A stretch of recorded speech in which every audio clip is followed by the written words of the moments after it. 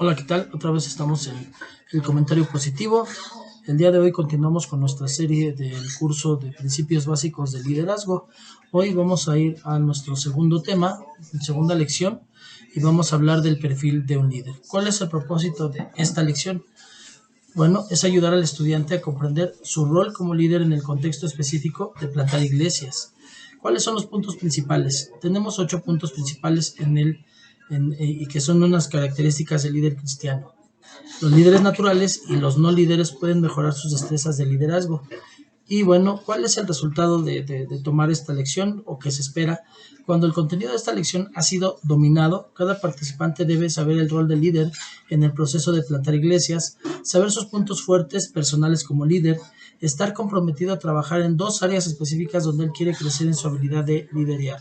Y bueno, sabemos que existen diferentes tipos de liderazgo. Sin embargo, sin importar cuál es el estilo más natural para el sembrador de iglesia, siempre debe ser un facilitador. Un facilitador es alguien que facilita a otros el usar sus dones y habilidades más eficazmente. Los líderes son responsables de preparar a la gente de Dios para la obra del ministerio. Eso lo vemos en Efesios 4:12. En vez de hacer el ministerio solo, aunque el sembrador de iglesias debe ser un hacedor, es más importante aún que él cause que las cosas se hagan. Lo que vamos a ver hoy son características personales y las destrezas de un buen líder. Bueno, primero, mantener un carácter como Cristo. Antes que nada, el líder debe poseer un carácter como Cristo. El ministerio fluye del carácter, a menos que Cristo tenga control en su corazón para que sea evidente su carácter como Cristo. No puede esperar ver a Cristo obrar a través de usted en su área. Si el líder no está siendo cambiado por Cristo, entonces es muy difícil que otros sean cambiados. Entonces, ser como Cristo nace de una comprensión del amor de Dios para nosotros y nuestra propia necesidad de que Él trabaje en nuestras vidas.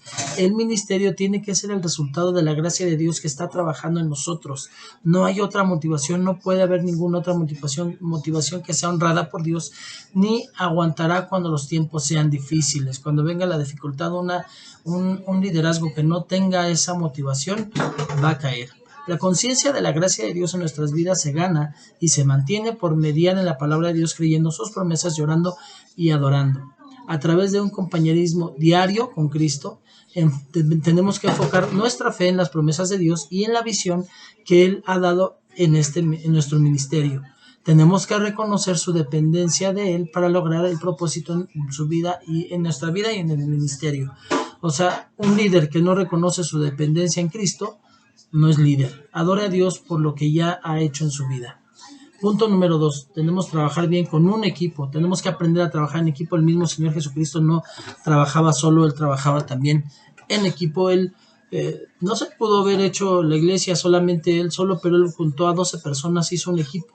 A ellos los capacitó. Dice en una carta a Timoteo: te encarezco que esto que yo te he enseñado a ti lo enseñes a otros. Bueno, a otros que tengan un corazón.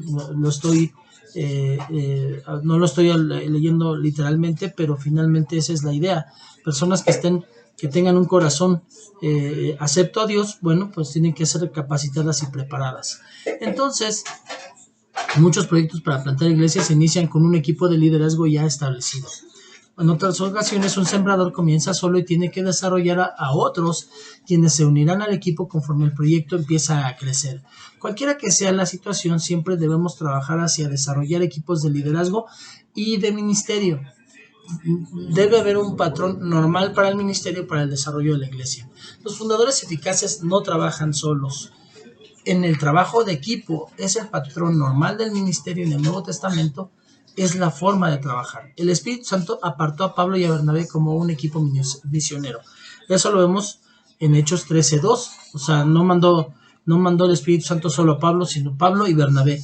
Cuando ya Pablo y Bernabé se separaron por las circunstancias que hayan sido, pero ellos ya tenían un equipo cada quien de trabajo. No se fueron solos. Bernabé se va con su sobrino, Pablo se fue con otros hermanos que ya eran también de parte de su ministerio. Y bueno, trabajar en equipo es tan importante, y era tan importante para Pablo, que aun cuando tenía una puerta abierta para el ministerio, él esperó porque estaba solo. Eso lo vemos, vamos a leer 2 Corintios 2:12 y 13.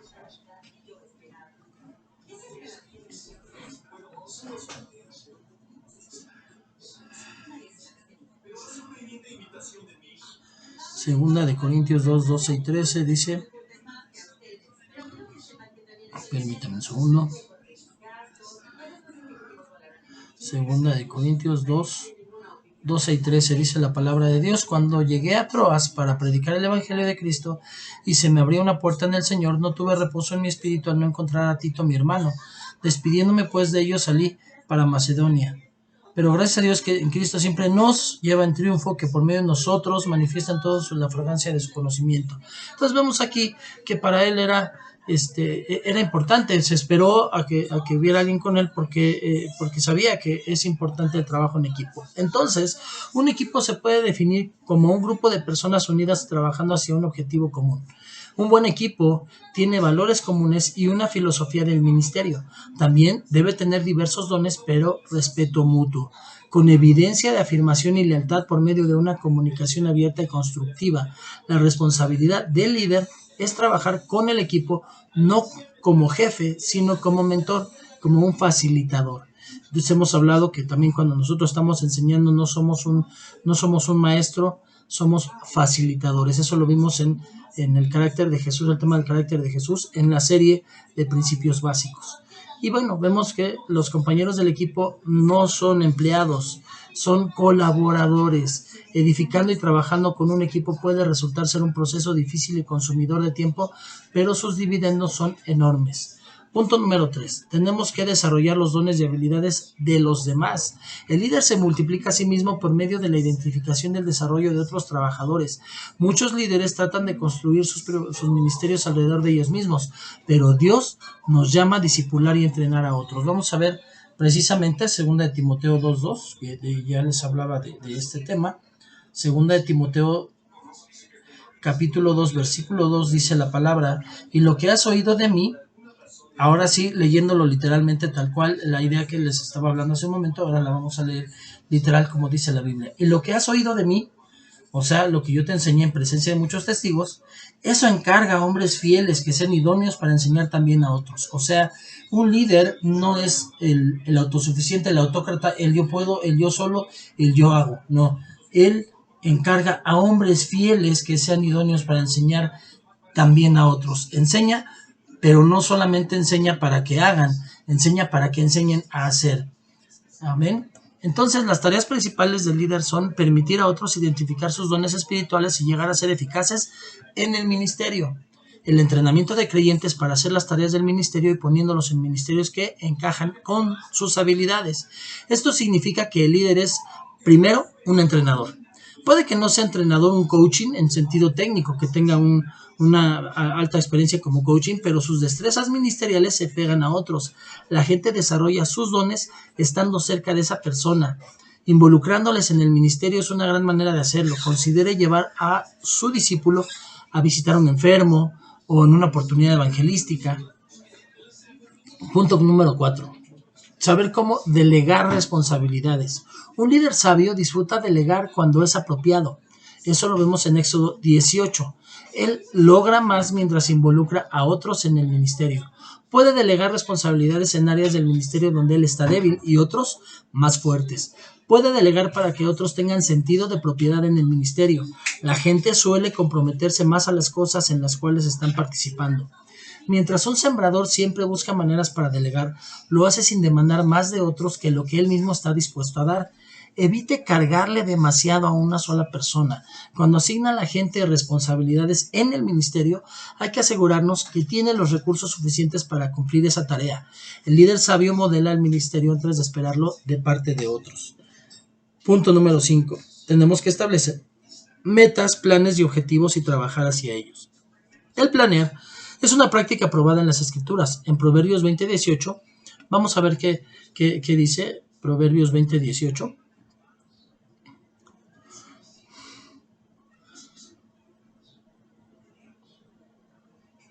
Dice la palabra: los proyectos con consejo se preparan y con discreción sabia se hace guerra. O sea, tenemos que aprender a hacer planes buscando consejo. Jesús usó la ilustración de un constructor que no planeó antes de edificar una torre y de un rey quien no se preparó para la batalla, como ejemplos de gente probablemente comprometida a sus tareas. Ese ejemplo lo vemos ampliamente explicado si ustedes ven el último video precisamente de principios básicos, en donde hablamos de contar gastos. Hablamos de que tenemos que primero planear. Y bueno, él utiliza la ilustración de un constructor antes de edificar una torre y de un rey que no se preparó para la batalla. Entonces, eso lo vemos en Lucas 14, 28, 33, y vemos que un líder establece estrategias, objetivos y metas antes de establecerlas en un papel para poderles dar planes al equipo. Primero establece sus estrategias, objetivos y metas en oración. Si no es dirigido por el Espíritu Santo, ni siquiera se puede llamar líder ni sirve como líder. Sus planes son realistas. Él evita metas que no se pueden alcanzar. Sus planes deben ser flexibles para que pueda tratar eficazmente con esos cambios. Puede adaptar estrategias y planes a situaciones específicas cuando es necesario. Él se ajusta a esas prioridades nuevas y su énfasis conforme a las varias fases del crecimiento de la iglesia. Punto número 6. Articular la visión de tal manera que inspire a otros. Un líder es una persona de visión, tiene que serlo, es decir, que tiene que ver más allá del presente, tiene que estar haciendo las cosas también pensando en el futuro desde la perspectiva de Dios. Esto significa vivir en plena comunión con Dios a través de la palabra y de la oración, resultando en un sentido claro de lo que Dios quiere hacer por medio de él en el futuro. También reconoce la importancia de comunicar dicha visión a la iglesia. Puede desarrollar un tema eslogan que destaca la visión y la filosofía de ese ministerio. Él desea establecer una identidad clara para la iglesia que se relaciona con la visión. Por medio de sus esfuerzos, los involucrados en el ministerio se mantienen comprometidos a la visión y se sienten responsables para el crecimiento y el éxito del ministerio. Punto número 7. Ser persistente y vencer los obstáculos. Un líder cristiano tiene que ser persistente. Satanás resistirá cualquier intento de reedificar la iglesia de Jesucristo. El líder y Satanás no es negligente con su trabajo. Entonces, un líder debe estar dispuesto a trabajar duro y largo, sin rendirse. Tiene que ser persistente y no puede ser negligente. Él toma la iniciativa y agresivamente busca cumplir tareas. Él ve los desafíos como oportunidades en lugar de problemas. Él cree que Dios hará grandes cosas para su gloria. Y obviamente en esos obstáculos van a haber caídas, pero también un líder en su perfil tiene que ser resiliente, una persona que pueda levantarse después de haber caído, que tenga fuerza para levantarse y que tenga esa mentalidad de que cuando nos caemos es solamente para doblar las rodillas, orar a Dios y volver a levantarnos con más fuerza. La mayoría de las personas son reactivas. Esto quiere decir que su actividad está controlada por los eventos que están pasando alrededor de él. Un líder debe ser proactivo. Él debe pensar en el futuro, no en lo que está pasando alrededor, prepararse y a los que él ministra para que puedan trabajar victoriosamente a través de los problemas cuando estos sucedan. Por ejemplo, un líder cristiano enseña la verdad antes de que las sectas roben a sus ovejas. Por eso es bien importante, a mí me ha dado mucho en mi corazón la palabra el Señor de reevangelizar. ¿Por qué? Porque hay mucha gente que está metiendo demasiada apostasía en la iglesia, están enseñando cosas erróneas, están enseñando cosas que se muestra grandemente que no es el Señor Espíritu Santo el que está hablando, y entonces al ser proactivos tenemos que estar siempre listos a ministrar para que siempre tengan conocimiento de la verdad y puedan trabajar victoriosamente a través de los problemas cuando estos vengan. Por ejemplo, un líder cristiano enseña la verdad antes que las sectas roben a sus ovejas y trata con los problemas mientras todavía son pequeños y manejables. O sea, al ser proactivo también está pensando en que ya están empezando a entrar sectas a robar ovejas, a enseñarles cosas incorrectas. Por eso un líder también cuida mucho de que no porque sea un pecado ver a otros pastores, pero en realidad puede traer confusión y daño al corazón y ni siquiera sabemos si el que estén viendo otros pastores, esos pastores están dando una sana enseñanza. Ese es el verdadero problema. Entonces tiene que estar cuidándolos para que no se los roben y trata con los problemas mientras aún son pequeños y manejables, aunque también, o sea, vamos a llegar al punto en el que haya tiempos difíciles, pero el líder será un líder en lugar de la víctima. Bueno, vamos a ver cuál es la diferencia de ser una víctima o ser un verdadero líder. La víctima dice, no hay nada que podamos hacer. El líder dice, veamos las alternativas. La víctima se enfoca en los problemas. El líder se enfoca en las posibilidades. La víctima vive en el pasado. El líder vive para el futuro. La víctima siempre es pesimista y siempre está pensando negativamente. El líder siempre va a ser optimista. La víctima espera que otros sean los que comiencen y el líder siempre va a tomar la iniciativa. Bueno, punto número 8. Liderar en el evangelismo. El evangelismo debe ser una prioridad para el líder, salir a evangelizar. Si el líder no está involucrado, su equipo tampoco va a estarlo. Yo he visto, la verdad es que muchas veces he tenido oportunidad de ver pastores, líderes, que se habla de evangelismo y mandan a los demás, pero ya no se involucran, ya no quieren hacerlo. Para ser un verdadero líder, muchos hasta se escudan los pastores en que las ovejas las ovejas hacen ovejas, los pastores ya no, porque ya pasaron por eso, no, o sea, cuando nos dijeron que en el trabajo de Cristo había un tiempo en que podíamos jubilarnos en algún área. No existe la jubilación. El evangelismo es la prioridad para el líder, el verdadero líder. Si el líder no está involucrado, su equipo no va a estarlo. Si el líder está activo como evangelista, la iglesia va a ser una iglesia evangelista. Pero la verdad es que si ven que el líder no evangeliza, no manda equipos, no sale a evangelizar con los equipos, la verdad es que la iglesia no va a ser una iglesia evangelista. El evangelismo es una tarea fundamental mandada a ser repetidas veces en el Nuevo Testamento. Claro, Dios cuando dice 2 veces algo, lo confirma, pero no está una sola vez. La principal vez la vemos en Mateo 28, 19, 20, también la podemos encontrar en Marcos 16, y bueno, podría darles un montón de escrituras más en donde podemos ver que Jesús lo mandó como una tarea fundamental. Jesús entrenó a 12 hombres para tomar su lugar, cosa que también un verdadero líder lo que hace es entender que primero yo no compré el puesto, no es eterno mío y yo no me voy a quedar ahí. Entonces lo que yo tengo que hacer es enseñar a otros. Jesús enseñó 12 porque él sabía que se tenía que ir y esos 12 tuvieron que enseñar a otros. Y Pablo, que fue uno también de los apóstoles, tuvo que enseñar a otros. Y asimismo ya vimos que insta a Timoteo a que enseñe a otros para que enseñen a otros. Entonces tenemos que tener la prioridad de capacitarlos. Capacitar es el enfoque principal, pero Jesús nunca olvidó la razón por la cual les estaba entrenando. Lo hizo obvio por su forma de enseñar y su ejemplo, de que la preocupación principal fue por la gente que necesitaba salvación. Sus discípulos desarrollaron la misma preocupación. Pablo le dice a Timoteo que haga el trabajo de evangelista. Eso lo vemos también y confirmamos entonces lo que vimos en 2 Timoteo 2. Ahora vamos a ver 2 Timoteo 4:5. 2 Timoteo 4:5.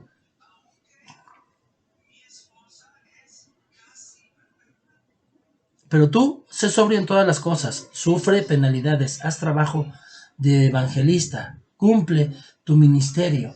Te está dando la orden, haz trabajo de evangelista, cumple tu ministerio. Entonces, vemos que es una orden más también para un líder el hacer trabajo de evangelista y cumplir el ministerio. Quizá el evangelismo, pues no, quizás no era el don de Timoteo, pero Pablo sentía que Timoteo tenía que hacerlo como una prioridad.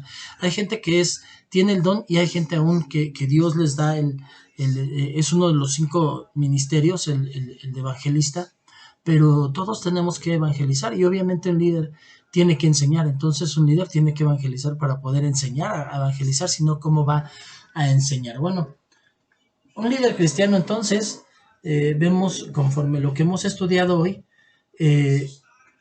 sigue el ejemplo y hace lo que hizo Cristo, lo hace como lo hizo Cristo. Vemos que un líder verdadero no se siente maestro, sino sabe que es un facilitador y un entrenador. También aprende a delegar, es un delegador y también aprende a planear, va a ser proactivo, va a estar pensando. Entonces es planeador, es visionario. Un líder no no baja la guardia ni se deja derrotar, entonces ya aprendimos que tiene que ser persistente y resiliente. Y punto último, tiene que ser evangelista. No puede existir un líder, no importa si es parte de los 5 ministerios o es un líder secular, pero tiene que ser evangelista.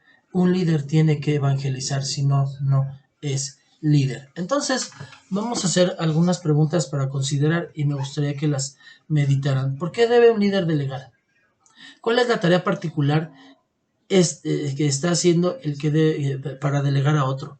¿Cuál tarea particular está haciendo que debe delegar a otro? ¿Qué tarea en particular se debe delegar? O sea, ¿se pueden delegar todas o se pueden delegar algunas? Entonces, ¿por qué debemos delegar? ¿Y qué tareas particulares podemos delegar? Punto número 2. ¿Qué es un facilitador? Punto número 3. ¿Cómo puede involucrar a otros el establecer metas? O sea, un planeador, si está haciendo líderes, pues obviamente tiene que también involucrar a otros en que se pueda planear y establecer metas. Punto número 4. ¿Qué es más importante? ¿El entrenamiento de líderes o el evangelismo personal? Tenemos que ver, yo en lo personal podría pensar que la prioridad son ambas. Punto número 5. ¿Qué significa ser proactivo? A mí me gustaría que no solamente se quedaran con lo que yo les expliqué, sino que investigaran y se dieran a la tarea de analizar exactamente qué es proactivo y por qué debe un líder tener esta característica. 6. ¿Tiene un equipo? ¿Por qué sí o por qué no? Porque no importa si ya tiene un grupo o un ministerio. O sea, realmente tiene un equipo. Equipo es alguien que ya hizo, que se involucren y que trabajen con él y que no le digan que no y que se apoyen y que él pueda delegar y que sepa que tenga la seguridad de que lo van a hacer. Entonces, ¿realmente el líder tiene un equipo? ¿Por qué sí o por qué no? 7. ¿Tiene el equipo metas para el ministerio? Y 8. ¿En cuáles de estas destrezas estás fuerte o limitado? Tú que estás escuchando este curso. Y bueno, yo estoy hablando principalmente en donde tiene un equipo.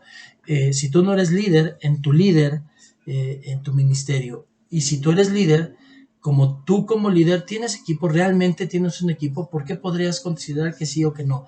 Tienen metas en tu ministerio que tú hayas planeado como líder o que tu líder haya planeado y cuáles destrezas el líder de tu ministerio está fuerte o limitado y en cuáles destrezas si tú eres líder estás fuerte o estás limitado. Y bueno, ¿cuál es el plan de acción? Bueno, vamos a la segunda parte, el líder. ¿Cuáles características del liderazgo cristiano observamos en la vida de Cristo? A mí me gustaría que pudieras compartirnos, tú que estás viendo este video, que en la caja de comentarios nos pudieras hablar de qué has visto al leer los evangelios, las características del liderazgo que vemos en la vida de Cristo. Y bueno, ya después vamos a estar analizando si todos tenemos la misma visión, si podemos entender las características reales de Cristo o tenemos diferentes puntos de vista y cómo podemos comparar esos puntos característicos importantes de su liderazgo de Cristo comparado con mi vida y mi forma de ser líder. Bueno, el líder tiene bastante trabajo que hacer. Jesús como líder, su misión era transformar al mundo. Quiere decir que el líder hoy, su misión es transformar al mundo. La transformación que el líder busca, que Jesús como líder buscaba, no era una transformación meramente cosmética o temporal. Él no vivía de las apariencias, ni era nada más para un solo tiempo, es eterno. Implicaba una nueva filosofía de la vida, resultando en una nueva cultura y alcanzando a cada tribu, pueblo y nación. Por último, el líder tiene que tener una tarea extremadamente difícil. Otros muchos líderes antes que Jesús habían emprendido cosas menos grandiosas y habían fallado. Hubo algunos que creyeron, los judíos, que iban a ser Mesías antes de Jesús y fallaron.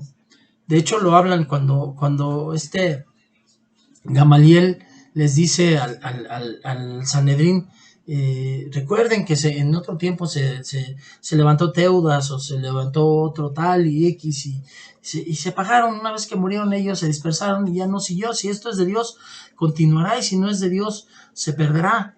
Entonces otros líderes se perdieron cosas menos graciosas y fallaron. Humanamente hablando, Jesús estaba completamente solo en una misión. Nadie estaba comprometido con eso y tampoco había alguien que lo entendiera. Aún sus 12 discípulos les cayó el 20 hasta después de que resucitó el Señor. ¿Cómo podría él cumplir con la tarea? ¿Cómo podría transmitir su mensaje?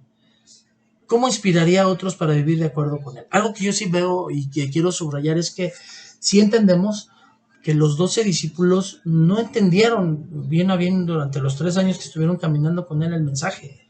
O sea, les cayó el 20 y ya terminaron de acomodar el rompecabezas hasta que el Señor Jesús resucita y el Señor Espíritu Santo viene a ellos y entonces a ellos les es revelado, pero ellos ya habían aprendido y después por eso es bien importante que nosotros no solamente aprendamos algo o lo leamos, porque nosotros no tenemos tal retentiva que lo podamos ya empezar a caminar con ello, sino que tenemos que leer, releer para que nos dé luz el Señor Espíritu Santo y entonces podamos entender.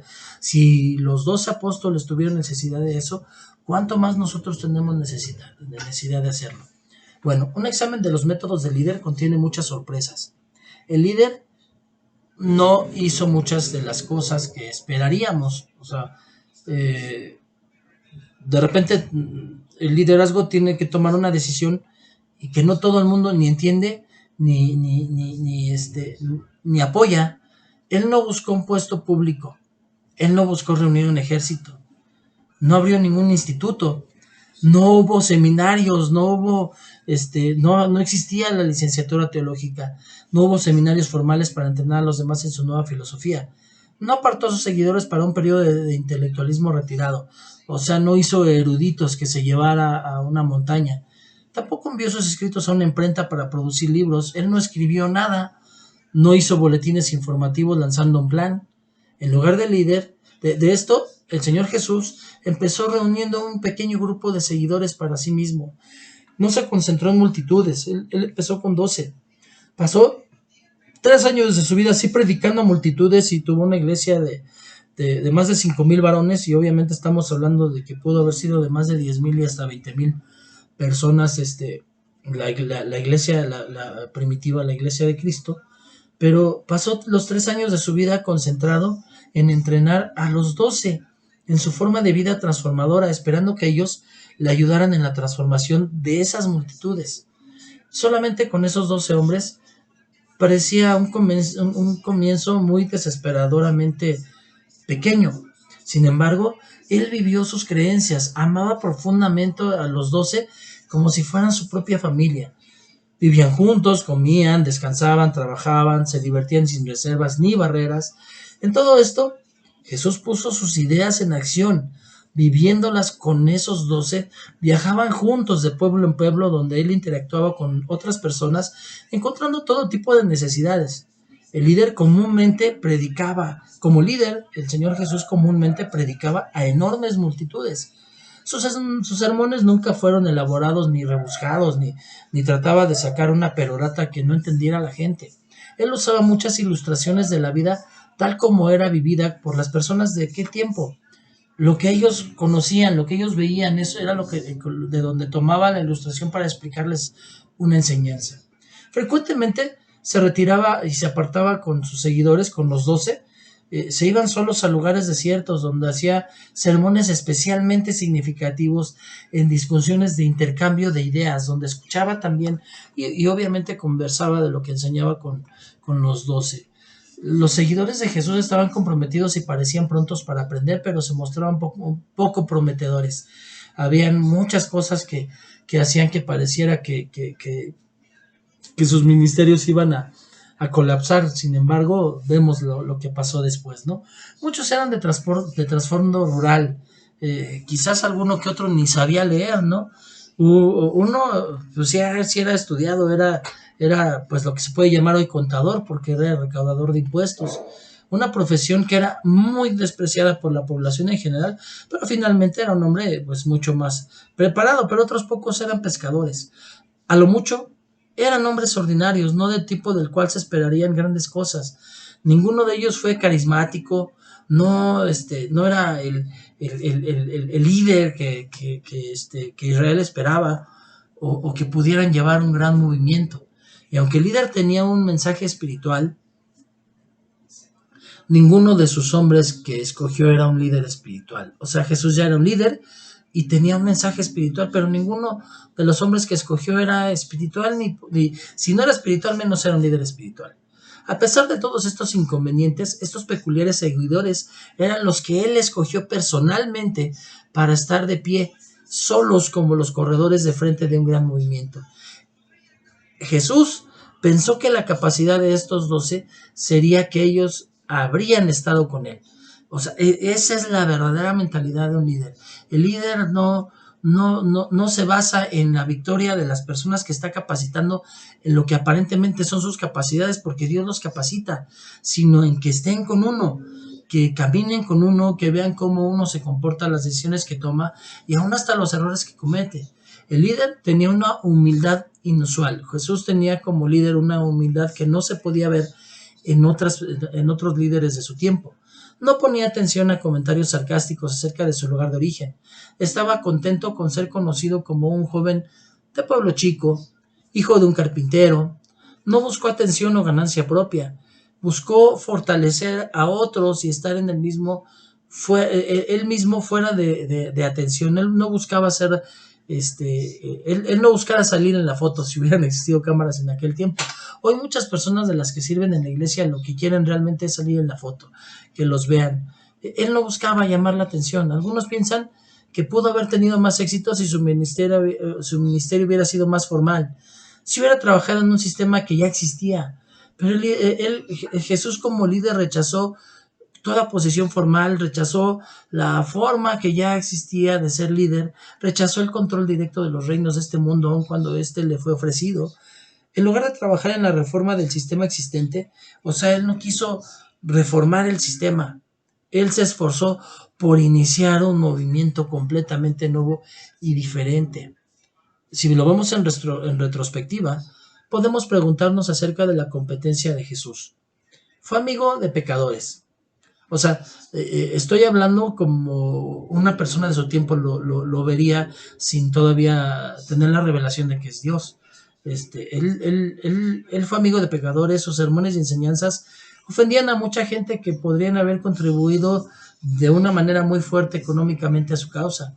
Hoy muchos de los pastores cuidan sus palabras para no ofender al que más diezmo les da, no dejan que se vayan, o si ven que llega alguien de dinero es al que más le dan atenciones y no se enfocan en la gente de poco dinero. Él no, sus sermones y enseñanzas no le importaba que ofendiera a quienes podían contribuir a su causa de una manera muy fuerte económicamente. Con pocas excepciones, como líder Jesús no se mostraba confiado en los líderes religiosos de su tiempo. O sea, vemos que sí acercó tanto a José de Arimatea como a Nicodemo, pero fueron contados, los demás no los veían ni quería tenerlos cerca, porque a menos que fuera para escuchar y para tener una transformación, que fue lo que hicieron José de Arimatea y Nicodemo. Bueno, los estándares de Jesús eran altos, demandaba todo o nada de los que serían sus seguidores y muchos no se querían comprometer por ese todo. Él como líder evaluaba las costumbres y rutinas de acuerdo con su función resultante. Por ejemplo, para Jesús el trabajo afanoso podía ser una trampa que aparta a las personas de las cosas que realmente importan. En cuanto a las leyes religiosas, Jesús simplemente fue un hombre respetuoso. Nunca faltó al respeto a esas leyes ni dijo que no les hicieran caso. Fue un hombre práctico, sin colgarse de la letra de la ley. Desahogó por completo su ira cuando vio que el templo no era utilizado para la función que estaba destinado. Las tradiciones y rituales que apesadumbraban a las personas en lugar de proveerles libertad interior, las despreció Jesús. Estaba mucho más preocupado por la transformación interior. Él decía que era mejor cambiarlo de adentro que lo de afuera. Primero era prioridad. Obviamente tenemos que cambiar de una manera integral, pero empezar de dentro hacia afuera, de acuerdo con el espíritu de la ley, que con la apariencia exterior en conformidad a las reglas y regulaciones. O sea, él iba en contra de ese espíritu de la ley que primero buscaba la apariencia exterior para que se notara que ellos seguían sus reglas. Él como líder amaba a la gente profundamente. Su misión implicaba un ministerio de servicio hacia los demás. A lo mejor, por eso al principio mucha gente ni lo recordaba o no lo veían como líder. Malas concepciones de liderazgo como fila, posición o estatus evitaron que muchos pensaran en él como líder. En lugar de esto, es recordado como líder, el maestro, el sanador, el consejero o cualquier otra designación que deja en claro que Jesús como hombre asistió y guió a la gente. Su rutina personal estaba comúnmente influenciada por las necesidades de los demás. Siempre se tomaba un tiempo para hablar con personas comunes, para suplir sus necesidades o sanarlos, o guiarlos hacia una libertad interior. Cuando grandes multitudes vinieron a él, suplió sus necesidades, con poca preocupación por programas o agendas o sus propias necesidades. Él no les decía a los hermanos, pues ahora vamos a hacer este plan para evangelizar hoy los quiero que se pongan tú acá y tú acá para que me ayuden con esto y con lo otro. O sea, él no hacía, no tenía que hacer grandes programas o muy profesionalizados o grandes agendas. No le molestaban las interrupciones de los niños. Llegaba un niño y decía, dejen que se acerquen. Manejaba con gracia todo tipo de interrupciones, aun cuando el techo fuera quitado por encima de su cabeza. ¿Cuántos pastores se molestan cuando se les interrumpe? Y de hecho, tenemos ya la tradición de no interrumpir por ninguna razón una prédica, ¿no? Pero Jesús estaba predicando cuando quitaron el techo de una casa, de la casa donde él estaba predicando, para meter a un enfermo y que orara por él. Y él en vez de rechazarlos, él sanó a esa persona y nunca les dijo, es que cuando estoy predicando, primero es la predicación. No fue atrapado en las divisiones de la gente, no lograban entramparle. Tan importante era la gente para él que resumió la ley relacionalmente. No fue impresionado por el conocimiento, la riqueza o una rígida obediencia a la ley. Lo que sí lo impresionaba era la fe de las personas. De hecho, si se quería impresionar a Jesús, mostrar fe parecía la mejor manera de lograrlo. La fe era probablemente la única forma en que medía a los demás. Constantemente apuraba a la gente a creer y era propenso a una explosión de entusiasmo, casi vergonzoso cuando encontraba gente con fe. Cuando un caído de la sociedad mostraba fe en él, aún en una forma escandalosa, el líder lo aceptaba. Aunque él personalmente poseía habilidades sobrenaturales, muchas veces declaró que estaba limitado por la falta de fe de otros. Bueno, ya cuando casi era el final de su trabajo con los 12, parecía que tenían muchas fallas. Sus seguidores comúnmente no podían entender lo que les enseñaba. La población en general estaba confundida respecto a quién era Jesús. Sus seguidores estaban comprometidos con él mientras era popular, pero ya no permanecieron con él cuando más los necesitó. Aún uno de los seguidores más cercanos de Jesús le negó conocerlo en el momento más crucial de su vida de Jesús. Otro seguidor le traicionó por el primer dinero en efectivo que pudo conseguir, pero pronto cometió suicidio. En poco tiempo, Jesús fue arrestado, atado y declarado culpable. Fue así de una manera express todo, entregándole a la muerte como el enemigo de la gente. Si comparamos los juicios que hicieron con Pablo, que estuvo meses o que fue arrestado para llevarse a Roma y que tardó mucho tiempo su juicio, vemos que Jesús tan rápido, pues fue porque violaron muchas leyes para que pasara. Pero en su mayor parte él buscaba transformar el mundo y él venía a eso, así que no ni se sorprendió y se dejó llevar para cumplir. Sus seguidores estaban indudablemente sorprendidos y descorazonados por la muerte tan extraña y repentina de nuestro Señor Jesucristo, de su líder. No se sentían listos para que su líder los dejara. O sea, habían puesto tantas esperanzas en su líder que no solamente fue el cariño, se sentían vacíos, se sentían desorientados. Parecía que apenas habían empezado a estar con él, que no sabía nada, no entendía nada de lo que él había enseñado. había tenido un impacto asombroso, pero el mundo, habiendo rechazado a Jesús como líder, estaba lejos de la transformación. Debido a que el trabajo no se había completado, Jesús, al partir, les dejó a sus seguidores el mandato de conducirse como Él lo había hecho. Él los había preparado lo suficiente para que lo lograran. Si aplicaban lo que habían aprendido de Él, tendrían un impacto similar o aún mayor. Él dijo que cosas mayores podríamos lograr. Y así lo hicieron. Los 12 emergieron, los 12 porque ellos volvieron a levantar a otro, y los 13 porque ellos levantaron a uno y el Señor Jesús levantó a otro, Pablo. Emergieron como personas de gran fe y visión por la transformación que el líder había buscado. Con un gran celo y gran entusiasmo llevaron la misión. Mientras lo hacían, dejaron bien claro una cosa: el Señor Jesús como líder nunca los había dejado. En realidad, solo pareció así por un momento. De hecho, su presencia espiritual era la clave para la transformación que él buscaba. El líder estaba con ellos mientras proclamaban el mensaje y su inspiración. Estos seguidores habían demostrado ser buenos seguidores después de todo. No se habían apartado del modelo que Jesús como líder había establecido.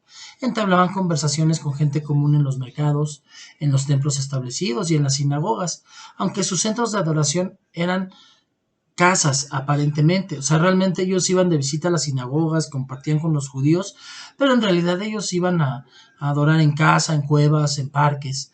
Vivían su mensaje confiados, llamaban a la gente profundamente, mientras reunían a otros seguidores para hacer lo mismo. Cuando la gente aceptaba el mensaje, grupos locales celebraban la presencia de Jesús. Como Jesús, estos seguidores y sus grupos locales tuvieron tal impacto que las formas establecidas de gobierno y religión se vieron realmente amenazadas hasta el punto de tener represalias contra los cristianos nuevos. No muchas generaciones después, los seguidores desarrollaron métodos más sofisticados de seguir al líder, algunas veces con mucha más preocupación por hacer como los romanos hacen que por hacer lo que el líder había hecho. Ellos hicieron uso de los modos dominantes, con operaciones mundanas. El movimiento formal y espontáneo que enfatizaba la presencia del líder se dio lugar a las instituciones formales y a rígidos programas. Organizaciones impresionantes, grandes edificios, superprogramas, reemplazaron las simples celebraciones y la proclamación espontánea. Ahora están más enfocados en hacer grandes edificios. Yo no veo a un Pedro buscando hacer un gran edificio para el Señor Jesús cuando su prioridad era evangelizar y que la gente conociera. Y hoy se ha sustituido esa forma de enseñanza a organizaciones impresionantes, grandes edificios, superprogramas que reemplazan esas simples celebraciones y la proclamación espontánea de lealtad que Jesús les había inspirado.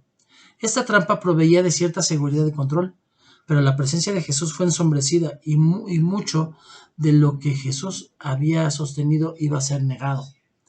Hoy muchas iglesias niegan cosas que el Señor Jesús enseñó y las contradicen. Hoy muchas iglesias hacen a un lado al Señor Jesús y es más lo que ellos quieren decir que lo que Jesús enseñó.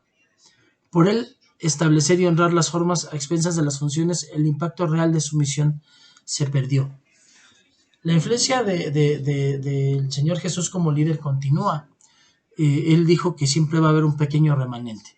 Aquellos que siguen a Jesús como líder tienen el mandamiento de hacer como Él hizo. Entonces, el verdadero Hijo de Dios está enfocado en ver el caminar de Jesús. Por eso es tan importante que puedan volver a ver su vida de Jesús en los 4 evangelios, para que hoy tenemos que meditar cómo haría el Señor Jesús tal o cual cosa, y yo tengo que empezar a hacerlo de esa manera, debido a que los elaborados esquemas que hoy se hacen para planear crecimiento de la iglesia, para el evangelismo explosivo, para transformar el mundo a través de programas, hoy son menos prometedores que nunca. Los seguidores de estos programas deberían recordar otra vez la única perspectiva del líder, del Señor Jesús. Su idea básica es extrañamente simple. Un líder que vive lo que cree, ama profundamente a sus seguidores con los que comparte una forma de vida. Este es el liderazgo en su mejor expresión. Es el gran líder, o sea, el Señor Jesús, quien toca las vidas y transforma al mundo. Bueno, pues por hoy terminamos la segunda lección respecto al liderazgo. Vamos a orar para poner este tiempo en manos de Dios. Bendito Padre, le doy gracias por el privilegio y la oportunidad de poder compartir esta palabra. Le pido, Padre bendito, que sea de bendición para mis hermanos, Señor bendito, que la mediten en su corazón y que tomen en cuenta realmente el verdadero liderazgo y no el que nos han impuesto o enseñado hoy, Señor bendito, sino el que viene del Señor Jesús. Gracias, papito, le pido por las personas que están oyendo este mensaje, les pido que el Espíritu Santo les muestre, porque quizás van a escuchar cuando ellos repliquen o quieran decir algo, van a escuchar que sus líderes digan no, pero que no me hagan caso a mí, que escuchen la voz del Espíritu Santo, que es quien les está hablando a su corazón y les está pidiendo cambia, sé transformado, que sean parte de ese pequeño remanente en una iglesia que se ha paralizado, que se ha vuelto apóstata. No culpo a toda la iglesia, no culpo a todos los líderes, pero sí a nivel mundial gran porcentaje de la iglesia es apóstata y es aparente. Y es algo que el pequeño remanente que usted tiene tenemos que cambiar. Gracias, le doy toda la gloria y la honra en el nombre de Jesús. Ponemos en sus manos la vida de cada uno de los oyentes y le pido una vez más, Padre, que también ponga en ellos el corazón de compartir esta palabra para que también llegue a otros. Gracias, le doy toda la gloria y la honra en el nombre de Jesús. Amén.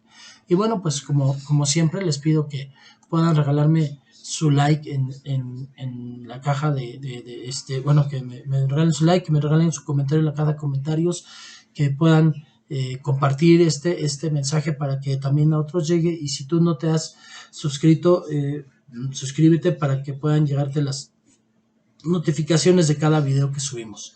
Que tengas bonita tarde o noche, no sé a qué hora nos estés viendo, pero pues bendiciones, gracias.